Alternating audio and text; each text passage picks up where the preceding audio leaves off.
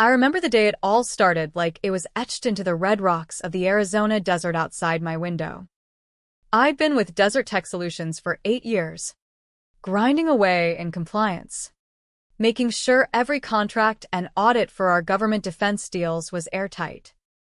We were based in Phoenix, right in the heart of the Southwest, where the sun beats down mercilessly and the tech scene mixes with that rugged Western spirit, cowboy boots in boardrooms. If you can imagine. I wasn't the flashy type. I was the one who dotted the I's and crossed the T's. The fixer who cleaned up messes without leaving a trace. But lately, the air in the office had shifted, like a dust storm brewing on the horizon. It was a Tuesday morning, the kind where the AC hummed too loud against the 95-degree heat outside. I walked into the conference room for what Tamara, our HR director, called a quick check-in. She was already there, her smile as polished as the turquoise jewelry she loved to wear, a nod to her New Mexico roots. She always said. The blinds were drawn halfway, casting long shadows across the table, and there was a cup of coffee waiting, black and steaming. Tamara never poured coffee unless she was buttering you up for something sour. Have a seat, Sarah, she said, her voice smooth like honey mesquite. You said. Feeling the leather chair stick to my skin in the humidity. The room felt staged, like one of those old Western saloons where the poker game was rigged from the start. Tamara slid a paper across the table, a resignation letter, pre-typed with my name, Date, and title. It's just a formality, she cooed, leaning in like we were old pals. This way, it looks cleaner on your record. Better for future gigs. You know, we've appreciated your work, but with the restructuring. She trailed off, her eyes flicking to the window where the saguaro cactuses stood sentinel in the distance. I didn't react right away. I'd seen enough shady vendor contracts and backdated approvals to know when someone was trying to pull the wool over my eyes. The letter was worded perfectly neutral. I hereby resign effective immediately. I wish the company continued success. But in the header, faint and overlooked, was a comment bubble from the document template. Advise immediate signature to avoid complications. It was Tamara's digital fingerprint, straight from the HR playbook. I knew Arizona labor laws inside out. We dealt with enough federal compliance for our DoD contracts to make sure everything was by the book. Forcing a resignation could flip to constructive discharge if there was pressure. And that meant severance, vested equity, and penalties under my contract. I signed it slowly, my pen gliding across the page like I was autographing a bad check. Tamara's shoulders relaxed. She thought she'd won the hand. But as she gathered her things, I casually pulled out my phone and snapped a photo of the document, zooming in on that header note. I emailed it to myself with a timestamp, resignation meeting proof. Out here in the West, where land disputes and water rights teach you to document everything, I'd learned to keep records like they were gold nuggets. Little did she know. This wasn't my exit, it was my insurance policy. The rest of the day blurred into routine. I wrapped up a compliance review for a new supplier out of Nevada, flagged a potential conflict in a subcontractor's bid, and logged it all meticulously. But inside, my mind raced like a Mustang across the plains. Why now? The company was thriving. Defense tech boomed with all the border security contracts, but whispers of cost-cutting had been floating around since the last quarter. My boss, Brandon, had gone radio silent on our weekly syncs, and those org optimization meetings popped up on calendars without invites for folks like me. That night, back in my Adobe-style house on the outskirts of Phoenix, I poured myself a glass of iced tea, no sugar, just like always, and pulled out my personal laptop. I had a folder stashed away, employment docs. Inside were my original offer letter from 2018, every amendment, And the key clause on page 11. In the event of employer-initiated separation without cause, including any resignation encouraged or suggested by company representatives, all unvested equity shall accelerate, and full severance per Schedule B shall be disbursed, with a $50,000 late fee if not paid within 45 days. It was ironclad, negotiated after a near-miss restructure years ago. Arizona's at-will employment had loopholes, but federal contracts added layers of whistleblower protections. If that advise immediate signature counted as pressure, this was no voluntary quit. I didn't sleep much that night. The coyotes howled outside, echoing my unease. I'd given Desert Tech my all, late nights poring over audits, ensuring we passed every government inspection. But loyalty in corporate America, especially out west where boom and bust cycles are as common as monsoons, only goes so far. I decided then I'd play their game, but on my terms. No outbursts. No scenes, just cold, hard facts. The next few weeks dragged like a slow ride through the Sonoran Desert. Emails from Tamara grew curt. Brandon avoided eye contact in the halls, and I noticed my access to certain shared drives getting restricted. It was subtle, like a snake coiling before the strike. I kept documenting. Screenshots of calendar blocks labeled staff realignment, forwarded emails with vague efficiency directives. One day, I overheard Tamara in the break room, chatting with a finance guy about minimizing exit costs. It confirmed my gut feeling. They were pushing me out to dodge payouts. By early March, the heat was rising, both outside and in the office. I got a ping from an old colleague who'd left last year. Watch your back. Sarah. Same playbook they used on me.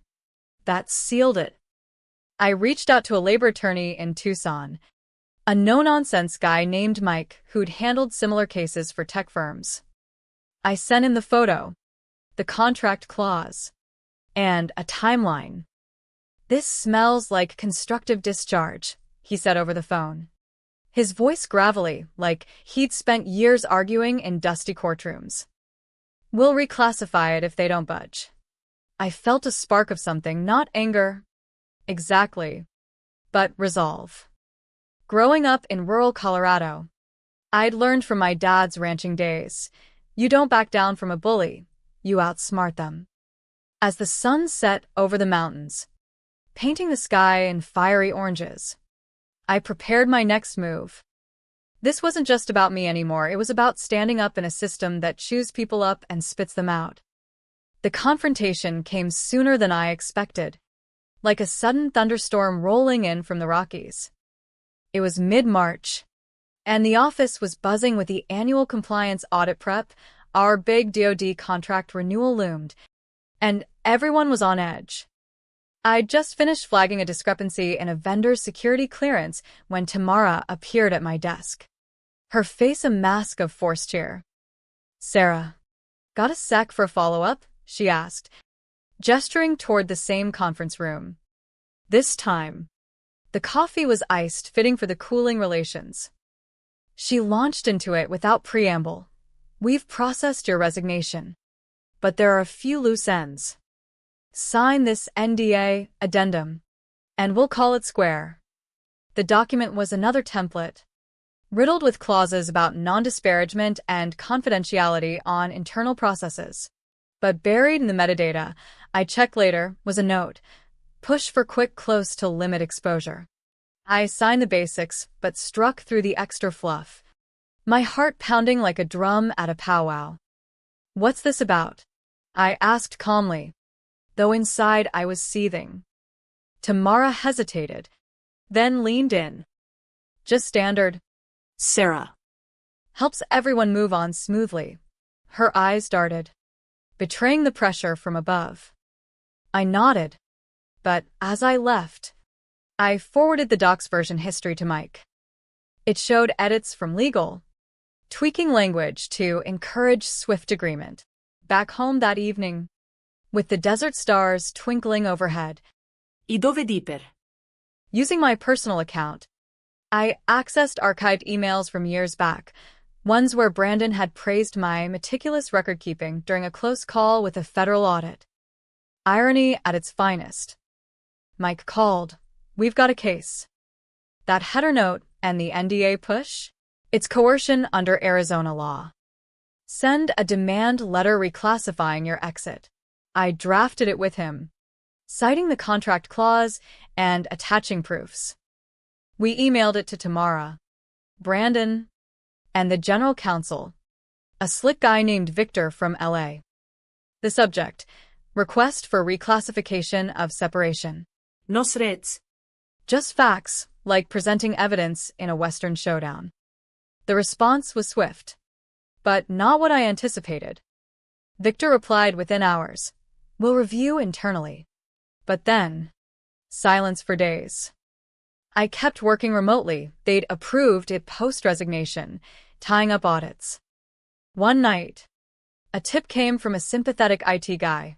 "They're scrubbing files. Watch your back." Sure enough, my access logs showed deletions in shared folders.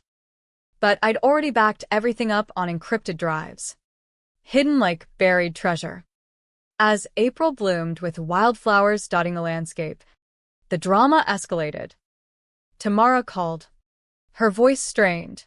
"Sarah, maybe we can talk this out? A consulting gig. Perhaps."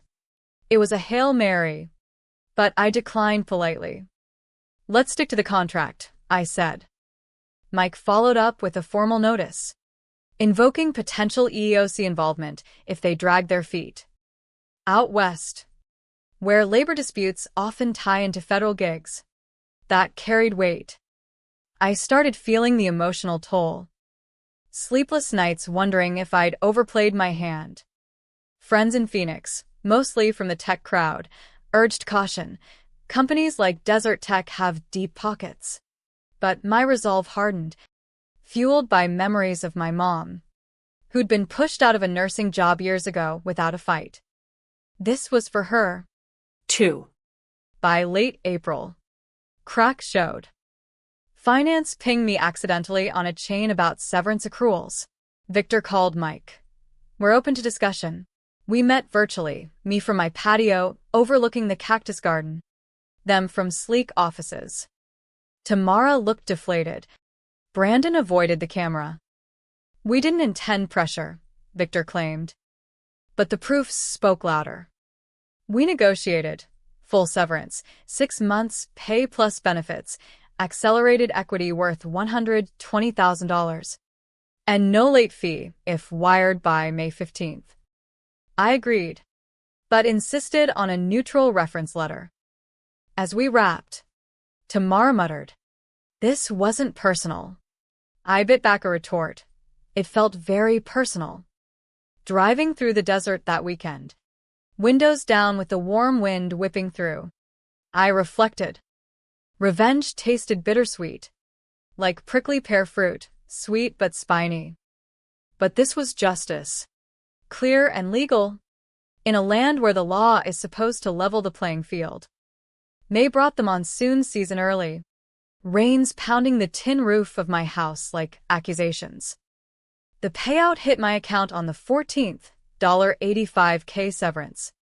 Equity vested. No penalty. But victory felt hollow. I missed the routine, the purpose. Unemployment in Phoenix's tech hub wasn't dire. I had savings from years of frugal living, but the betrayal lingered like dust after a hubbub. Mike suggested I file a confidential EOC charge for good measure, to protect against retaliation. "It's common in these cases," he said. I did, citing the coerced resignation as discrimination against long-term employees. Desert Tech responded with a settlement offer, an extra $20,000 for dropping it. I accepted. But with a twist, I donated half to a local nonprofit helping laid-off workers in the Southwest. Word spread quietly in industry circles. A former colleague messaged, "Heard about your win." Inspiring. It sparked something in me. I started a blog anonymously. Western Work Rights, sharing tips on contracts and red flags, without naming names. It gained traction among Arizona's tech and defense crowd, where job insecurity was as common as heat waves. Tamara reached out via LinkedIn. Sarah, can we clear the air? I ignored it at first, but curiosity won. We met at a neutral spot, a coffee shop in Scottsdale, overlooking the McDowell Mountains. She looked worn, like the desert had eroded her polish. I was following orders, she admitted, stirring her latte. Budget cuts from the top, defense contracts tightening. For the first time, I saw her humanity. She had a family, pressures like anyone. It hurt, I said honestly.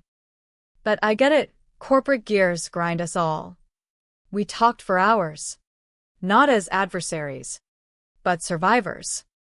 She confessed the company was auditing HR practices post-incident. Your case opened eyes.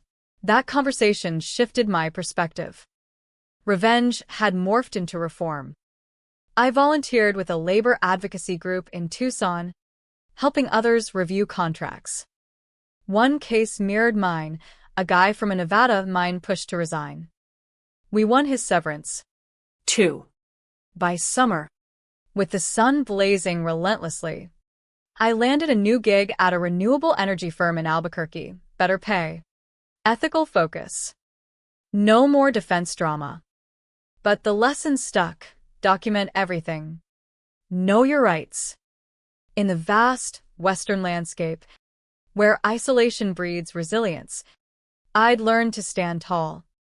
As fall crept in, cooling the relentless Arizona sun, I found myself reflecting more deeply on the whirlwind. The payout had given me breathing room, enough to take a road trip through the Grand Canyon, where the vast chasms reminded me how small corporate battles really are. But the human element nagged at me. Tamara's confession had planted a seed. Maybe this wasn't just about winning. It was about understanding. I reached out to Brandon, my old boss, via email. No hard feelings, let's grab a beer?